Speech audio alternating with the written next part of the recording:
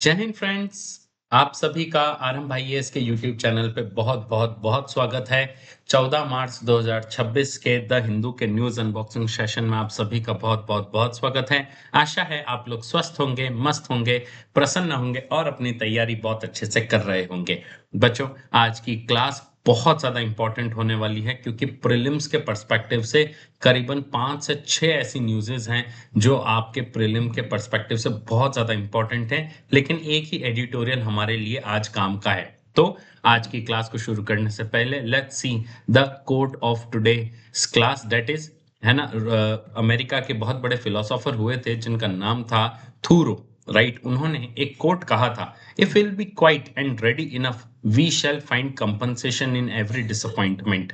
बच्चों, हम लोगों के जीवन में अक्सर मेरी एक फेवरेट लाइन है बच्चों, मैं आप लोगों के साथ शेयर करना चाहूंगा कि इलायची सा है मुकद्दर हमारा, इलायची सा है मुकद्दर हमारा, पीसे गए जितना महक हमने उतनी ही बिखेरी। है ना। तो इलायची को जब पीसा जाता है तो इलायची को लगता है कि साला यार मैं कैसा था, इतना बढ़िया हरा हरा कलर का था, लेकिन ये लोग मुझे कूटे जा रहे हैं, कूटे जा रहे हैं, साला कोई निर्दयी लोग हैं, मेरे जीवन का क्या महत्व है। लेकिन जैसे ही वो इलायची चाय में जाती है या वो इलायची किसी भी लिक्विड सब्सटेंस में जाती है या किसी भी खाने की चीज में जाती है, पूरे खाने में उस इलायची के एक दाने का महक पूरे खाने को क्या कर देता है, स्वादिष्ट बना देता है। तो हमारे जीवन में जब भी डिसअपॉइंटमेंट्स आते हैं, जब भी हमें कूटा जाता है, पीसा जाता है, तो आप इस बात को जरूर मान के चलिए कि भगवान आपको कहीं ना कहीं एक इतना शानदार कंपनसेट करने वाला है। बस आपको क्या करना है, चुप रहना है और रेडी रहना है जब भगवान आपको दे तो। राइट, तो चलिए इसी मोटिवेशन के साथ आज की क्लास के टेबल ऑफ कंटेंट को डिस्कस करते हैं। सबसे पहली चीज हमें डिस्कस करनी है द इकोनॉमिक स्टेबलाइजेशन फंड। ये फंड कोई नया फंड नहीं है, हमारे ऑलरेडी सप्लीमेंट्री ग्रांट्स के अंदर एक फंड है, लेकिन इसे हाल ही में वापस एक्टिवेट किया गया है यूएसए इजराइल ईरान वॉर के चलते। राइट, अपोजिशन का नया अब जो है नया पैतरा आया है, that is removal of chief election commissioner Gyanesh Kumar जो हैं उनके खिलाफ अब रिमूवल मोशन लेके आए हैं। पहले ओम बिरला जी को हटाने के लिए लाए थे, उससे पहले वाइस प्रेसिडेंट को हटाने के लिए लाए थे, चलता ही रहता है। फिर है ना, सुप्रीम कोर्ट के जज को हटाने के लिए लाए, अब चीफ इलेक्शन कमीशन को हटाने के लिए लाए। लेकिन हमें जो इंपॉर्टेंट चीज है जो हमें डिस्कस करना है वो जरूर हम लोग यहाँ पे डिस्कस करेंगे, है ना। Then third is pandemic treaty, है ना। पेंडेमिक ट्रीटी क्या है, हाल ही में डब्ल्यूएचओ में बहुत इंपॉर्टेंट एक ट्रीटी पर चर्चा हो रही है जिसका नाम है पेंडेमिक ट्रीटी, इसके बारे में डिस्कस करेंगे। फोर्थ न्यूज हम लोग डिस्कस करेंगे एक्सरसाइज लामिती, ये है ना, ये डिस्कस करेंगे। ये एक जॉइंट मिलिट्री एक्सरसाइज है, किन देशों के बीच है, इंडिया, ऑफ कोर्स इंडिया तो होगी, हम पढ़ रहे हैं तो, लेकिन और किस कौन सा देश इसमें इन्वॉल्व है ये आगे देखेंगे। और है एनएटी न्यूक्लिक एसिड टेस्ट, है ना। मैंने थोड़े दिन पहले आपको न्यूक्लिक एसिड टेस्ट के ऊपर बहुत इंपॉर्टेंट क्लास ली थी, जब मैंने आपको एक वैक्सीनेशन ड्राइव के बारे में बताया था जिसका नाम था H1, जो HPV वैक्सीन जो है उसको लगाने की बात हुई थी, है ना। तो कैसे ये वैक्सीन को लेके जो कैसे ये जो है सर्वाइकल कैंसर कैसे डिटेक्ट होता है, ये न्यूक्लिक एसिड टेस्ट से डिटेक्ट होता है और ये बहुत इंपॉर्टेंट टेस्ट है। लेकिन हाल ही में सुप्रीम कोर्ट ने इसके ऊपर कुछ इंपॉर्टेंट रोक लगाई है, क्या है ये देखेंगे। एडिटोरियल्स की बात करें तो एक ही एडिटोरियल बहुत अच्छा है जो हमारे काम का है, डेट इज प्राइस प्रेशर्स। कल हमने सीपीआई, है ना, जो है कंज्यूमर प्राइस इंडेक्स के इन्फ्लेशन के बारे में बात किया था, उसी का एक क्रिटिकल पॉइंट जो है वो ये यहाँ पे बता रहा है, क्रिटिकल पॉइंट ऑफ व्यू यहाँ पे ये दे रहा है ना। क्रिटिकल पॉइंट ऑफ व्यू यहाँ पे ऑथर दे रहे हैं अपना सीपीआई इंडेक्स के बारे में। राइट, तो ये सारी चीजें जो हैं, ये 6 न्यूज हमें कवर करनी है। तो fasten your seat belt, let's start the very first news, that is centre sets aside 57,381 crore to address the global headwinds, है ना। ग्लोबल हेडविंड्स यानी जो दक्षिण की तरफ हवाएं चल रही है, यानी इजराइल ईरान युद्ध चल रहा है, एलपीजी की क्राइसिस हो रही है, पेट्रोल के दाम बढ़ रहे हैं, स्टॉक मार्केट गिर रहा है, निर्मला सीतारमन मैम के ऊपर तो बहुत ही ज्यादा प्रेशर है। तो उसके लिए लोकसभा ने 2 लाख करोड़ का कैश आउटगो क्या दिया है, सरकार को दिया है। और इकोनॉमिक स्टेबलाइजेशन फंड जो है वो from where, from supplementary grants will provide fiscal space and global amid global certain uncertainties including unanticipated supply chain disruptions, right? तो इकोनॉमिक स्टेबलाइजेशन फंड जो है ESF, इसको जो है क्या किया है, एक्टिवेट किया है, राइट? अब ये एक और टर्म यहाँ पे आया है, वो है सप्लीमेंट्री ग्रांट्स। ये सप्लीमेंट्री ग्रांट्स क्या होता है बच्चों, ये हम लोगों को पता होना चाहिए कि सप्लीमेंट्री ग्रांट्स क्या होते हैं। भाई बजट के बारे में तो आपने सुना था, तो बजट के बाद, बजट के अलावा क्या और भी ग्रांट्स होते हैं क्या? जी हाँ बच्चों, 4-5 तरह के ग्रांट्स होते हैं, वो सारी चीजें मैं बताऊंगा। बस केवल अभी आपको ये पता करना है, अभी 2 चीजें आपको पता करनी है, फिर मैं एक एक करके समझाऊंगा। इकोनॉमिक स्टेबलाइजेशन फंड ESF जो है, ये सप्लीमेंट्री ग्रांट्स के अंदर एक फंड आता है जिसका काम क्या है, इकोनॉमी को स्टेबलाइज करने के लिए एक्स्ट्रा पैसा होता है। अब ये सप्लीमेंट्री ग्रांट क्या होता है, ये एक एक करके समझाता हूं। देखिए, है ना, सबसे इंपॉर्टेंट चीज है, अपार्ट फ्रॉम बजट अगर मैं बात करूं, तो अपार्ट फ्रॉम बजट, है ना भाई, बजट के अंदर तो पैसा मिलता ही है। Apart from budget there are other grants, there are there are other there are other grants that parliament, very important चीज, that parliament gives to, parliament gives grants, या फंड्स भी आप लोग लिख सकते हैं। अगर आपको ग्रांट्स वर्ड समझ में नहीं आता है तो फंड्स भी लिख सकते हैं। That parliament gives to central government, central government, है ना, for their utilisation, for their utilisation. मतलब कोई भी अगर कोई काम आ गया है तो यूटिलाइजेशन अगर करना हो तो उसके लिए जो है ये फंड यूज किया जाता है, ठीक है ना। कौन कौन से फंड्स होते हैं ये समझिए, कौन कौन से ग्रांट्स होते हैं। सबसे पहला ग्रांट होता है सप्लीमेंट्री ग्रांट, जो वर्ड अभी हमने न्यूज में पढ़ा था, सप्लीमेंट्री ग्रांट। ना व्हाट इज सप्लीमेंट्री ग्रांट, है ना, सप्लीमेंट्री ग्रांट क्या होता है ये आप समझिए, है ना। अलग अलग तरह के करीबन जो है 6 ग्रांट्स होते हैं, 6 ग्रांट्स होते हैं। एक एक करके मैं सारी चीजें आपको समझाता हूं। तो सप्लीमेंट्री ग्रांट क्या होता है, supplementary grant is a is a amount, supplementary grant is a amount authorized by the parliament, authorized by the parliament, authorized by the parliament through the act, through the act, through the act for a particular service, for a particular, for a particular service for the current financial year, for the current financial year, ठीक है। तो ये चीज के लिए ध्यान रखना कि भाई फॉर अ पर्टिकुलर सर्विस, है ना भाई। जैसे अभी हमने क्या लेके आए, फॉर एग्जांपल हम लोग लेके आए यहाँ पे इकोनॉमिक स्टेबलाइजेशन फंड, ESF हम लोग यहाँ पे लेके आए। तो इकोनॉमिक स्टेबलाइजेशन फंड क्या है कि जो ग्लोबल हेडविंड्स हैं, है ना, जो युद्ध चल रहा है, LPG सिलेंडर का इशू चल रहा है, ये जो कोयला है या जो ऑयल है, इसमें भी हमें इशू आ सकता है। तो हमारी जो इकोनॉमी है वो डिस्टेबलाइज हो सकती है, तो उसके लिए हमें एडिशनल पैसे चाहिए होंगे। तो पहले से ही हम क्या करके रख रहे हैं, हम सप्लीमेंट्री ग्रांट लेके रख रहे हैं, जिसका पर्टिकुलर सर्विस, जिसका मेन काम क्या है, इकोनॉमी को स्टेबलाइज करने के लिए ये फंड है, तो उसको बोलते हैं supplementary grant, right. Supplementary grant के अलावा there is another grant called as additional grant, additional grant. Now what is additional grant, ये भी आप समझिए। एडिशनल ग्रांट जैसा कि नेम है ना, तो एडिशनल ग्रांट क्या है, it is the additional expenditure, है ना, अपॉन सम न्यू सर्विसेज, ठीक है। तो जो पहले हमें नहीं पता थी, लेकिन it is the additional expenditure, it is the additional expenditure It is the additional expenditure upon new services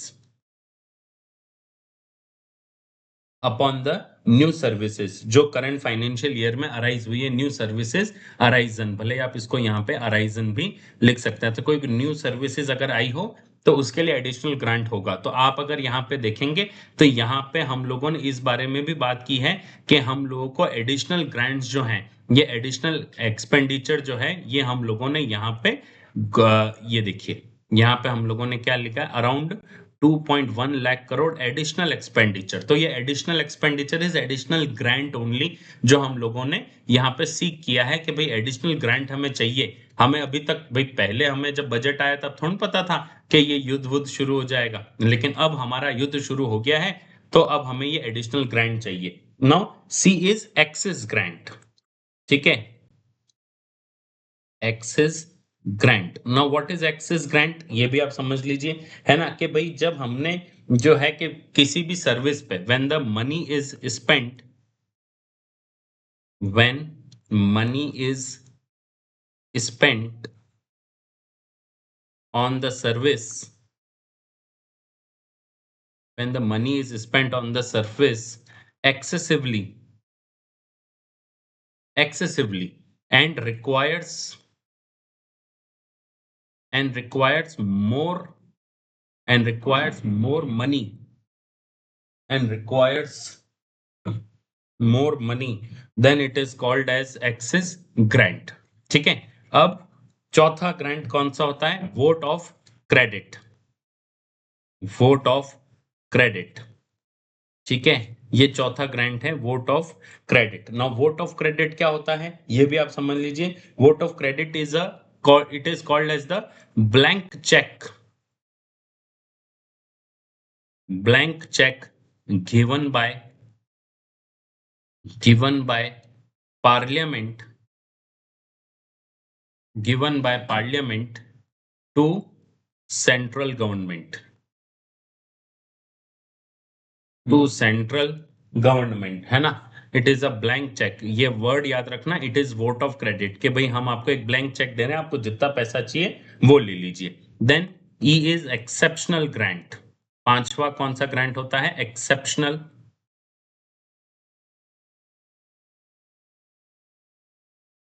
exceptional grant, है ना, जैसा कि नाम है, ये ये मनी कब यूज किया जाता है, या ये फंड का यूज कब किया जाता है, कोई एक्सेप्शनल सर्कमस्टांसेस हो। And last is token grant, token grant. तो टोकन ग्रांट कब होता है भैया, टोकन ग्रांट होता है कि जब आपको कोई प्रपोज्ड एक्सपेंडिचर न्यू सर्विसेज के लिए अप्रोप्रिएशन चाहिए, तो आप पहले 1 रुपया जमा कराते हैं, और उसके लिए फिर जो है फंड जो है ये आपको अवेलेबल किए जाते हैं, कि भाई आपने टोकन का 1 रुपया जमा कराया, शगुन का 1 रुपया जमा कराया, अब आप जो है वापस जो है, अब आप ये पैसा अब आप इसमें से निकाल सकते हैं आपके नए उस फंड के लिए, ठीक है। तो ये होते हैं बच्चों 6 types of grants apart from budget. Again ध्यान रखना, इसको कौन देता है, पार्लियामेंट ही इसे देता है सेंट्रल गवर्नमेंट को। सेंट्रल गवर्नमेंट डिस्क्रिशनरी से अपनी चीजें नहीं निकाल सकता, पार्लियामेंट की permission is required in all the 6 grants, ठीक है। चलिए सेकंड न्यूज की तरफ आते हैं। इंडिया ब्लॉक एमपी जो है, काम धाम कुछ है नहीं अपोजिशन का, बस दिन भर यही काम है कि भाई चीफ इलेक्शन कमिश्नर को रिमूव करो, स्पीकर को रिमूव करो, और खुद क्या करते हैं ये नहीं पता। अभी भी फोटो में ये लोग अपनी बेंच पे नहीं बैठे, नीचे वेल में खड़े, और दिन भर प्रोटेस्ट करते रहेंगे, तो फिर साला काम कब करेंगे। दिस इज द मतलब sometimes I feel that opposition is required, yes, for a healthy democracy, but such a position, I am not the big fan of Mr. Modi, but फिर भी अपोजिशन बहुत ही इररेस्पॉन्सिबली बिहेव करता है कई बार। अगर आप लोकसभा और राज्यसभा टीवी अगर आप खोल के देखेंगे तो बहुत इररेस्पॉन्सिबली बिहेव करता है समटाइम्स। आई फील जहां जीत गए वहां तो डेमोक्रेसी सुरक्षित है, जहां हार गए वहां डेमोक्रेसी का मर्डर हो गया है। सच ए स्टूपिड एनालॉजी।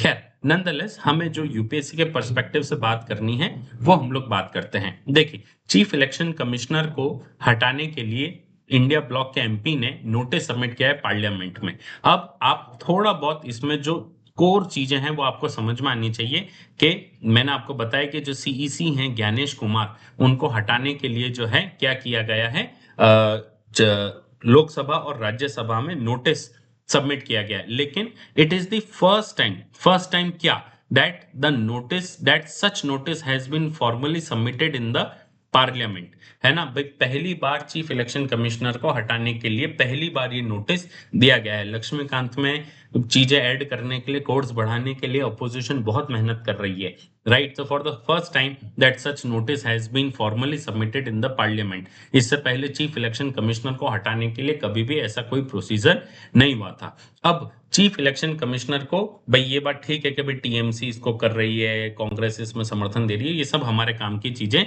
नहीं है। This paragraph is not of our use. Now what is the important thing, which article, under which article हम चीफ इलेक्शन कमिश्नर को हटा सकते हैं? आर्टिकल 324 क्लॉज 5, ठीक है। न्यूज़पेपर के आर्टिकल में बहुत स्पष्ट दे रखा है, तो आपको ये आर्टिकल पता होना चाहिए। Article 324 clause 5 of the constitution states that the chief election commissioner shall not be removed from his office except in the like manner and on the like grounds as the judge of the supreme court, ठीक है। सो सबसे important चीज है, अगर chief justice को हटाना है तो यहां पे हमारे सामने क्या चीज आई है, to remove the chief justice, to remove the chief election commissioner CEC, है ना। सेम प्रोसीजर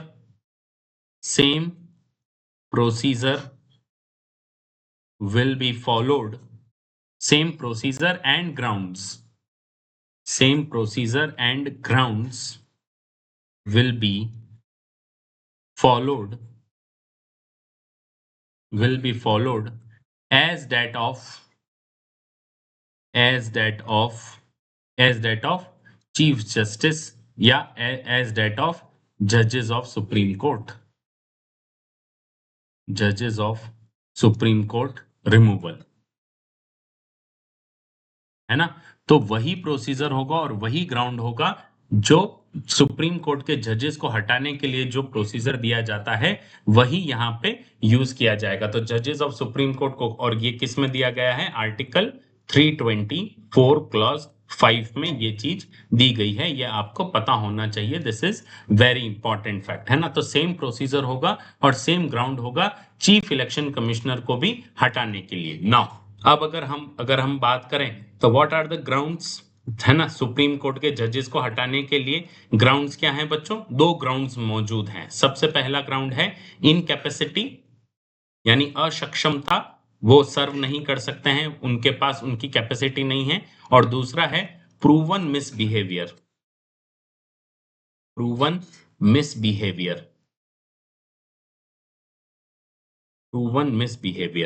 तो इनकैपेसिटी एंड प्रूवन मिसबिहेवियर जो है ये ग्राउंड है, ठीक है। और ये जो प्रोसीजर है ये कहां से लिया गया है? वापस आइडिया, हमारा जो न्यूज है वो वापस बताता है, जजेस इंक्वायरी एक्ट 1968 जो है ये बताता है कि आप लोगों को क्या करना है, ये इसका प्रोसीजर कैसे फॉलो होगा। Now so what is the procedure? Grounds तो आपको पता पड़ गए, तो चीफ इलेक्शन कमिश्नर को हटाने के भी ग्राउंड्स ये हैं। इन दोनों में से जो भी हैं उसके आधार पर अब प्रोसीजर डिसाइड होता है। Now what is the procedure, है ना। सबसे पहले द मोशन इज सबमिटेड, है ना। The motion has to be submitted, the motion of removal has to be submitted. Now to whom, है ना। अगर आपको लोकसभा में बिल लेके आना है या आपको राज्यसभा में बिल लेके आना है रिमूवल का, तो आप किसी में भी सबमिट कर सकते हैं। बट अगर आपको लोकसभा में लाना है तो आपको 100 मेंबर्स के साइन चाहिए, 100 मेंबर्स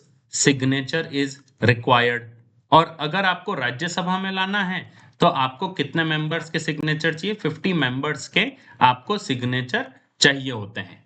लोकसभा में लाना है तो 100 मेंबर, राज्यसभा में लाना है तो 50 मेंबर्स। अगर आपने साइन ले लिया है तो फिर आप अगर लोकसभा से आ गए हो या राज्यसभा से आ गए हो तो आप ये जो मोशन है ये किसको सबमिट करेंगे? स्पीकर या चेयरपर्सन को सबमिट करेंगे, है ना। स्पीकर या चेयरपर्सन को सबमिट करेंगे। अब यहाँ पे एक बहुत इंटरेस्टिंग फैक्ट है, और बहुत इंपॉर्टेंट फैक्ट है जो हम लोगों को आज की न्यूज में देखना है। स्पीकर और चेयरमैन को सबमिट कर सकते हैं भाई, जिसमें भी पहला है। लेकिन यहाँ पे अपोजिशन ने क्या किया, थोड़ा सा ध्यान से देखिए, है ना। यहाँ पे अपोजिशन ने क्या किया कि यहाँ पे अगर आप देखेंगे कि जस्ट सेकंड सी, यहाँ पे आप देखेंगे कि अपोजिशन जो है उन्होंने 130 सिग्नेचर लोकसभा के अंदर लिए और 63 सिग्नेचर राज्यसभा के अंदर लिए, है ना। तो जो रिक्वायरमेंट थी 100 और 50 वो पूरी हुई, है ना। तो अब अगर दोनों ही सदन के सिग्नेचर आ जाते हैं,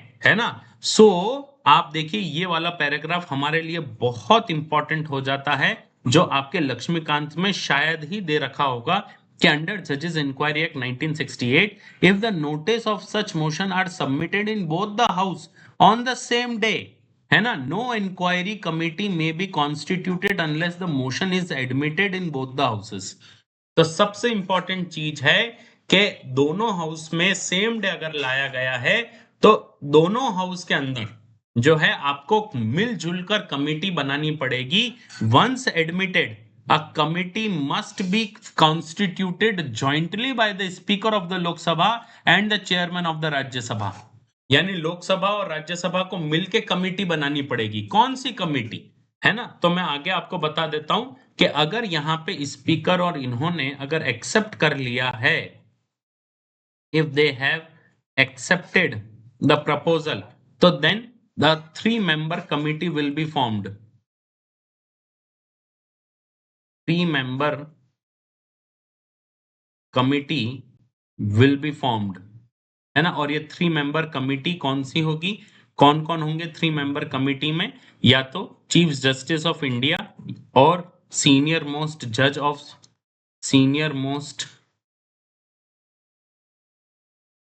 जज ऑफ सुप्रीम कोर्ट, है ना, chief justice of any high court, and third will be distinguished jurist. Distinguished jurist, कोई एमिनेंट ज्यूरिस्ट जो हैं वो यहाँ पे वो इसका पार्ट हो सकते हैं। तो ये 3 जने हैं जो इनके पार्ट हो सकते हैं। अब अगर ये 3 मेंबर्स जो हैं ये क्या करते हैं, ये जो 3 सदस्य हैं ये मिलके जो इन चार्जेस हैं, जो आरोप लगा है इनकैपेसिटी का, प्रूवन मिसबिहेवियर का, इसकी जांच करते हैं। अगर आरोप सिद्ध होता है ना भाई, 2 ऑप्शन है इनके पास, या तो यस, है ना, या तो ये कहें कि यस भाई जो आदमी था वो गलत था, या तो ये कहें नो। अगर नो है तो मोशन रिजेक्टेड, मोशन रिजेक्टेड। अगर यस है तो then it will go to Lok, it has to be passed by Lok Sabha and Rajya Sabha by special majority, by special majority. It has to be passed by Lok Sabha and Rajya Sabha by special majority. और एक बार पास हो गया तो फिर ये कहां जाएगा, प्रेसिडेंट के पास साइन होने के लिए, और प्रेसिडेंट ने साइन कर दिए तो फिर चीफ इलेक्शन कमिश्नर हट जाएंगे। तो ये पूरा प्रोसीजर है बच्चों। तो अभी फर्स्ट स्टेप पूरा हुआ है, लेकिन जजेस इंक्वायरी एक्ट क्या कहती है कि जो 3 member कमिटी है अगर एक साथ लोकसभा और राज्यसभा दोनों में आएंगे तो फिर ये 3 member कमिटी को लोकसभा और राज्यसभा मिलकर कमिटी बनाएगी, है ना। हालांकि कोई ज्यादा फर्क पड़ेगा नहीं इसमें, बट फिर भी मिल के जो है यहाँ पे मिल के कमेटी बनाने का निर्देश यहाँ पे दिया गया है। ठीक है, तो ये सबसे इंपॉर्टेंट चीज है। ठीक है, कि अब जो है ज्ञानेश कुमार जी जो हैं उनके खिलाफ अब जो हैं ये चीजें चालू हो रही हैं कि अब उनके खिलाफ इम्पीचमेंट मोशन उनका या रिमूवल मोशन अब शुरू हो रहा है। ध्यान रखना, चीफ इलेक्शन कमिश्नर को उसी प्रोसीजर और ग्राउंड्स पर हटाया जाता है जो सुप्रीम कोर्ट के जजेस को हटाने के लिए यूज किया जाता है। आर्टिकल 320 को क्लॉज 5 में ये स्पष्ट रूप से दे रखा है। ठीक है, तो ये था इस पूरी न्यूज का क्रक्स। ठीक है, अब आगे देखना है कि आगे ये कैसे इनको हटाएंगे। चलते हैं थर्ड न्यूज के ऊपर। थोड़ी सी इंपॉर्टेंट न्यूज है लेकिन छोटी न्यूज है, that is supreme India roots for the benefit systems at the pandemic agreement talks, है ना। बहुत ही इंपॉर्टेंट न्यूज इस वजह से है बच्चों, क्योंकि ग्लोबल पेंडेमिक जो आया था 2020 में, कोविड 19 जिसे कहा गया था, तो वहां पे जो है जिनेवा में एक मीटिंग हो रही है ना? वहां पे एक रूल बुक बनाई जा रही है ना? जिसको कहा जा रहा है पेंडेमिक एग्रीमेंट, है ना? ये रूल बुक है, पेंडेमिक एग्रीमेंट कहा जा रहा है, जिसके अंदर क्या कहा जा रहा है कि जितने भी डेवलपिंग और डेवलप्ड कंट्रीज हैं, ये मिल के सारा चीज क्या करें, to share pathogen materials and genetic sequence data for the fair concrete and legally enforceable benefits in return, के एक दूसरे के साथ पैथोजन मटेरियल और जेनेटिक सीक्वेंस डेटा जो है ये शेयर किया जाए, ताकि हम लोग पेंडेमिक से बेटर तरीके से निपट सकें। ठीक है, कौन लेके आ रहा है ये pandemic agreement? World health organisation, है ना? ये पेंडेमिक एग्रीमेंट कौन लेके आ रहा है? वर्ल्ड हेल्थ ऑर्गेनाइजेशन लेके आ रहा है। It was adopted on May 20, 2025 by the world health assembly. तो वर्ल्ड हेल्थ असेंबली जो है, उन्होंने इस एग्रीमेंट को अडॉप्ट किया था 20 मई 2025 को, यानी पिछले साल। तो हमारे लिए ये न्यूज बहुत इंपॉर्टेंट हो जाती है ना? ताकि और ये क्या था कि भाई, ताकि there were developed in response to the कोविड-19 pandemic which revealed significant gaps and inequality in the world's ability to prevent and respond to health emergencies, prompting nations to take actions। है ना? कोविड-19 ने दुनिया को ये बताया था कि कैसे एक छोटा सा वायरस पूरी दुनिया को होल्ड पे लेके आ सकता है। तो उसके लिए हमें एक ऐसी पेंडेमिक ट्रीटी बनानी है कि कल को अगर फ्यूचर में भी हमारे सामने ऐसा कोई पेंडेमिक का चैलेंज आता है, तो सब देश मिलकर क्या कर सकें, मिलकर उससे लड़ सकें। अब सबसे इंपॉर्टेंट बात यह है बच्चों की, कि ये जो एग्रीमेंट है ना? इस एग्रीमेंट के अंदर सबसे इंपॉर्टेंट चीज जो बताई जा रही है वो है pathogen access and benefit sharing system, है ना? तो ये PABS जो है ये बहुत इंपॉर्टेंट है। तो ये PABS क्या है भाई? Pathogen access and benefit sharing system क्या है, ये आपको पता होने चाहिए कि PABS जो है ना?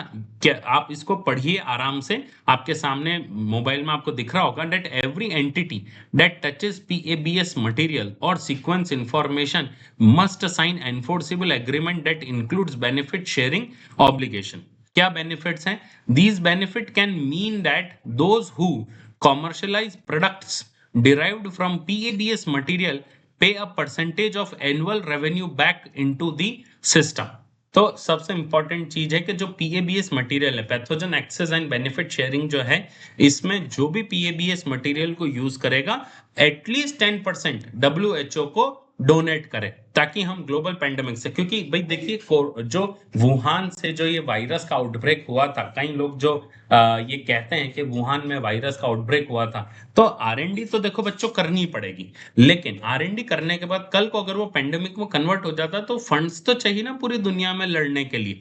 तो that is the main reason कि इंडिया जो है वो क्या कह रहा है, इंडिया कह रहा है कि भाई हमें जो है benefit system, pandemic agreement talks में जो है बेनिफिट सिस्टम जो है उसको लागू किया जाए पूरी दुनिया में, है ना? ताकि जो पैथोजन मटेरियल है मस्ट रिसीव फेयर बेनिफिट्स, ताकि जो कंट्रीज पैथोजन मटेरियल शेयर कर रहे हैं उन्हें फेयर बेनिफिट्स मिल सकें। ठीक है, तो ये आपको पता होना चाहिए, pandemic agreement as well as PABS system, ये आपको पता होना चाहिए। This is very important. ठीक है, चलिए बढ़ते हैं फोर्थ न्यूज की तरफ, दैट इज हाल ही में हम लोग इंडिया और सेशल्स जो है, किसके बीच हो रही है? इंडिया और सेशल्स के बीच एक जॉइंट मिलिट्री एक्सरसाइज हो रही है, जो 11th एडिशन है, और उस एक्सरसाइज का नाम क्या है? लमातिये, है ना? लमातिये 2026। It is a military exercise between India and Seychelles, है ना? इंडिया भी लाइक आग लगे बस्ती में, मोदी भैया मस्ती में, है ना? तो भाई पूरी दुनिया में आग लग रही है, लेकिन हमारा जो मिलिट्री एक्सरसाइज है वो रुक नहीं रहा है। जरूरी भी है इंडियन ओशन में। सेशल्स अगर आप देख पाएंगे तो इंडियन ओशन में एक बहुत इंपॉर्टेंट स्ट्रेटेजिक लोकेशन पर जो है सेशल्स खड़ा हुआ है, और आप देखेंगे तो बबल मंदेब या जो स्ट्रेट ऑफ हॉर्मूज है ना? तो ये जो हॉर्मूज अभी बहुत ज्यादा न्यूज में था, है ना? स्ट्रेट ऑफ हॉर्मूज या बब अल मंदेब, दोनों जगहों पर अगर हम लोग सेशल्स के साथ अगर बहुत अच्छा संबंध रखते हैं, तो हमारा जो है बबल मंदेब के साथ, अगर बबल मंदेब और हॉर्मूज पे हम लोग अच्छे से नजर रख सकते हैं, अगर सेशल्स पे हमारी पकड़ है तो।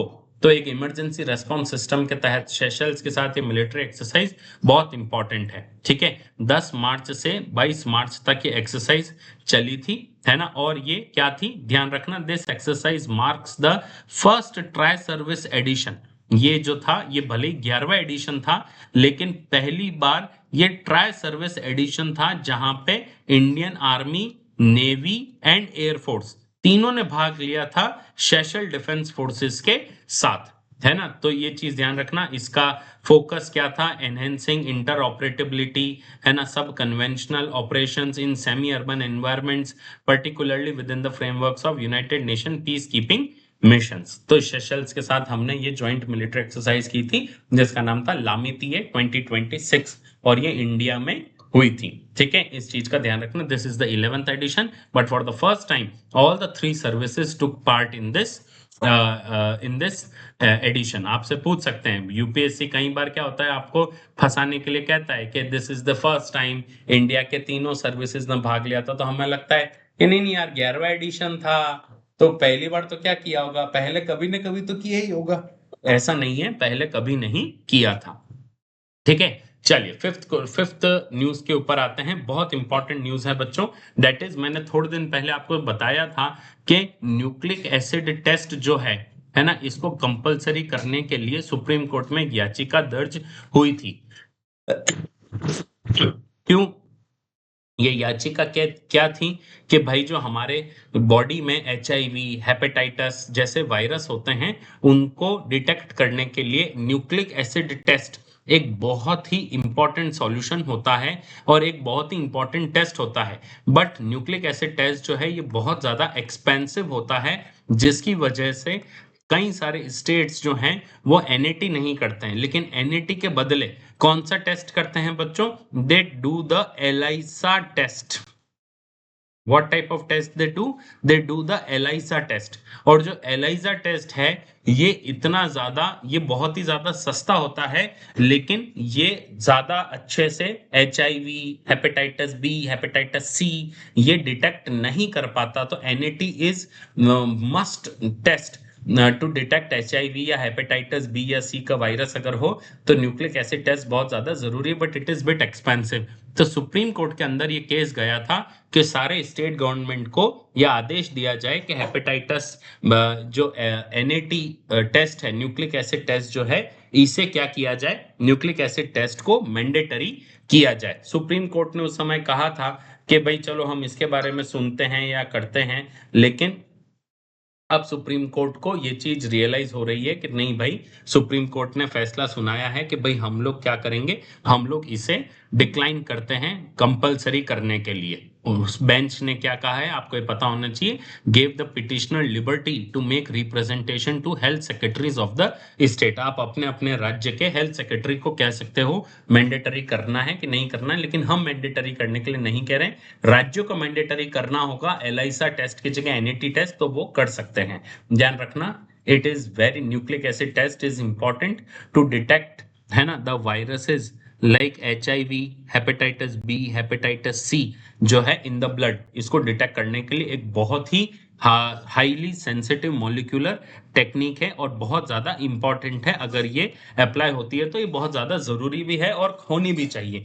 तो इसे कैसे नॉन एक्सपेंसिव बनाया जाए, इसके ऊपर भी शोध होना चाहिए। तो ये थी फिफ्थ न्यूज, इससे ज्यादा हमने पहले के क्लासेस में डिस्कस किया है, आप पुरानी वीडियोस जाके देख सकते हैं बच्चों, वहां पे डिटेल में हमने इसे डिस्कस किया हुआ है। ठीक है, चलिए आज के एडिटोरियल पे आते हैं, डेट इज प्राइस प्रेशर्स, है ना। हाल ही में जो है सुप्रीम कोर्ट के अंदर, सॉरी कल हम लोगों ने कंज्यूमर प्राइस इंडेक्स के बारे में पढ़ा था, और कैसे कंज्यूमर प्राइस इंडेक्स जो है वो 10 मंथ हाई पे रिटेल इन्फ्लेशन खड़ा हो गया है, डेट इज 3.2% पे रिटेल इन्फ्लेशन खड़ा है एज ऑफ February 2026।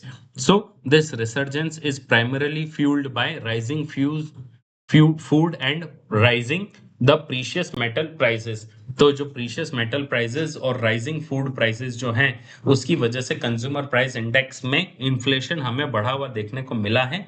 लेकिन ऑथर जो हैं वो ये कह रहे हैं, the vanishing statistical base effect from the previous year coupled with looming climate anomalies and geopolitical risk presents a complex supply side challenge for the Reserve Bank of India, complicating future monetary policy decisions and growth objective। बच्चों, मैंने कल की class में आपको बताया था कि जो सीपीआई है उसके कुछ 4-5 पार्ट्स होते हैं। CPI agriculture labour, CPI industrial workers, CPI rural labours, है ना, सीपीआई जो है रूरल, सीपीआई अर्बन, ऐसे अलग अलग अलग अलग चीजें मैंने आपको बताई थी।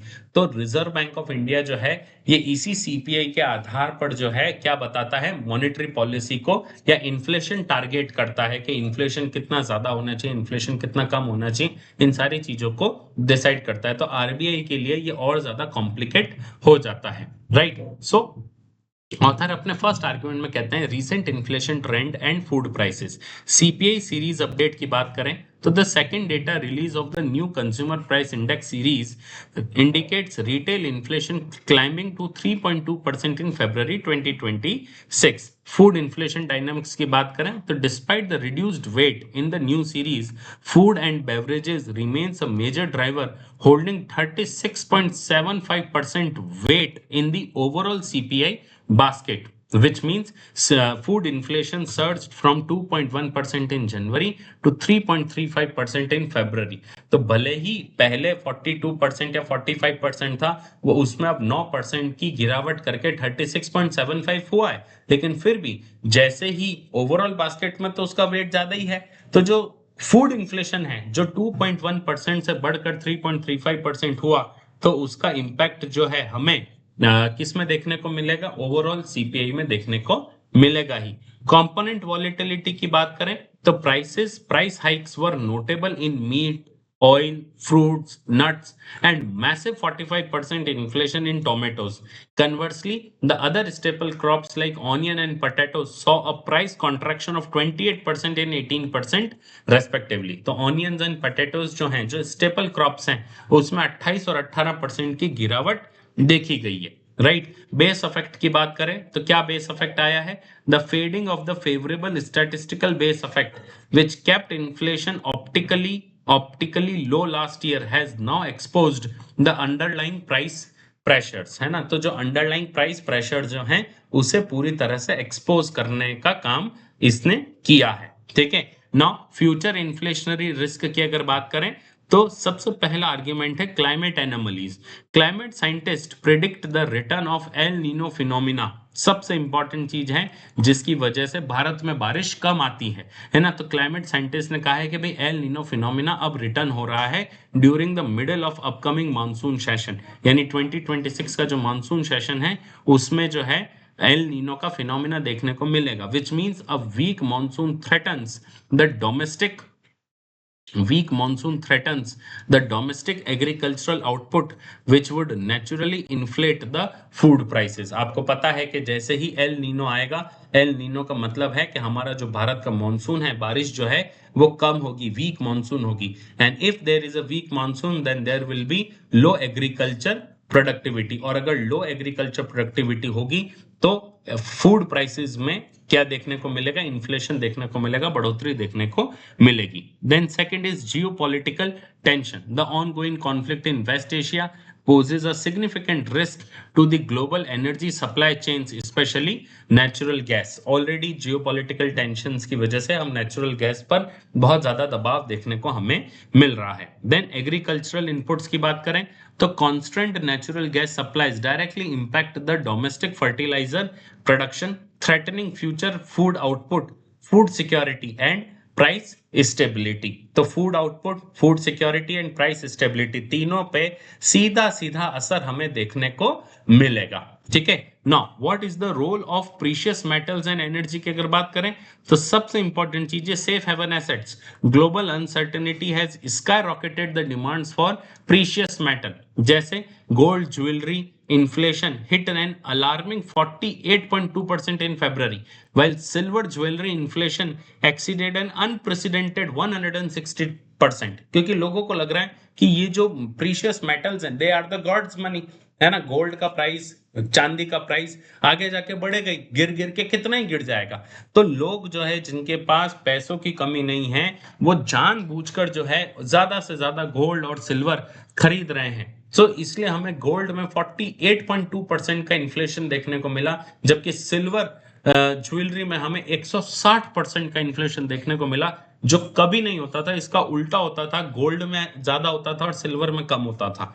देन एनर्जी डेफिसिट्स की बात करें तो shortages in liquefied petroleum gas LPG and liquefied natural gas LNG combined with rising oil prices are escalating the industrial input cost.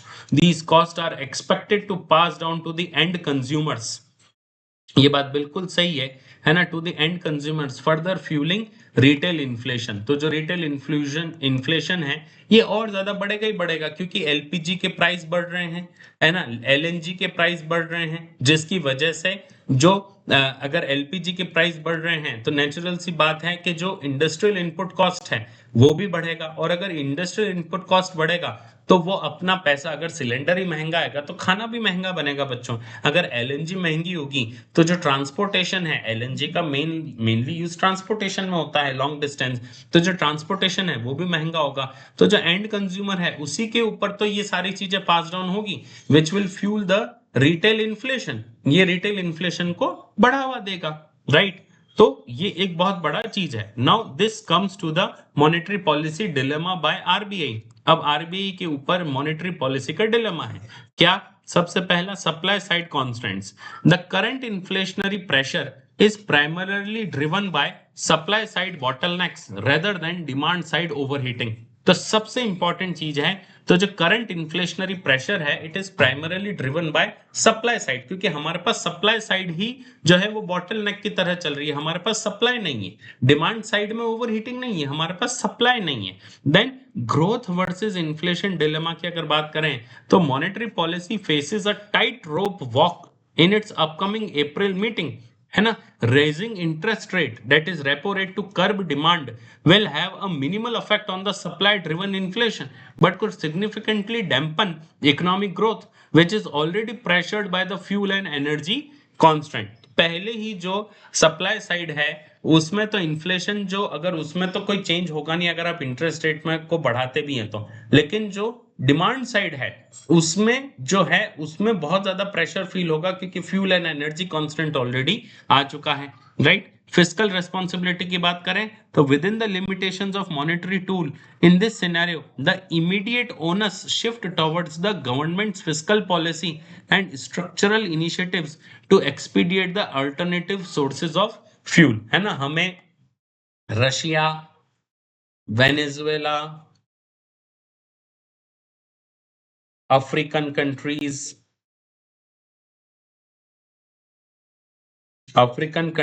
हमें इनके साथ, है ना, नॉर्वे, हमें यूरोपियन कंट्रीज में जैसे नॉर्वे, हमें इन कंट्रीज के साथ जो है बार्गेनिंग शुरू कर देनी चाहिए। ऑल्टरनेटिव सोर्स ऑफ फ्यूल हमें चाहिए ही चाहिए। हम ईरान, इराक इनके भरोसे नहीं रह सकते। ये बात ठीक है कि वहां से टैंकर आ रहे हैं, हम लोग सब वहां से खुशी खुशी यूज कर रहे हैं, आप लोगों ने देखा होगा कि भाई टैंकर आ रहे हैं, बट फिर भी सबसे इंपॉर्टेंट चीज ये है बच्चों के, इतना होने के बावजूद क्या हम लोग जो हैं श्योरिटी के साथ कह सकते हैं कि ये सप्लाई चेन डिसरप्शन नहीं होगा? ये इंपॉर्टेंट चीज है, ठीक है। चलिए मेंस प्रैक्टिस क्वेश्चन की बात करते हैं। Evaluate the vulnerability of India's domestic price stability to the geopolitical conflicts and climate anomalies, suggest policy measures to insulate the economy from such external shocks, है ना। भू राजनीतिक संघर्षों और जलवायु विसंगतियों के प्रति भारत की घरेलू मूल्य स्थिरता की संवेदनशीलता का मूल्यांकन करें।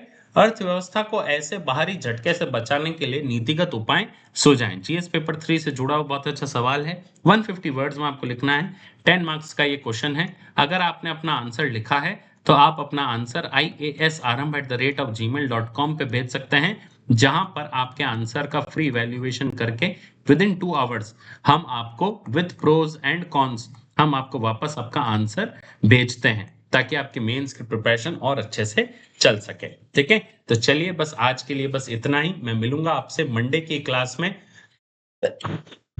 सेम टाइम, तब तक के लिए खूब मन लगाकर पढ़िएगा, keep revising, subscribe this channel ताकि और ऐसे इंटरेस्टिंग कंटेंट्स आप लोगों को मिले। कमेंट सेक्शन में आपको क्या चीज अच्छा लगता है, क्या आपको बॉटलनेक्स फेस कर रहे हैं, आपको कौन सा न्यूज बहुत अच्छा लगा, ये जरूर मुझे बताइएगा ताकि मुझे पता चले कि आरएम भाई की कम्युनिटी कितनी ज्यादा एक्टिव है। Share this channel to your friends group, like this video.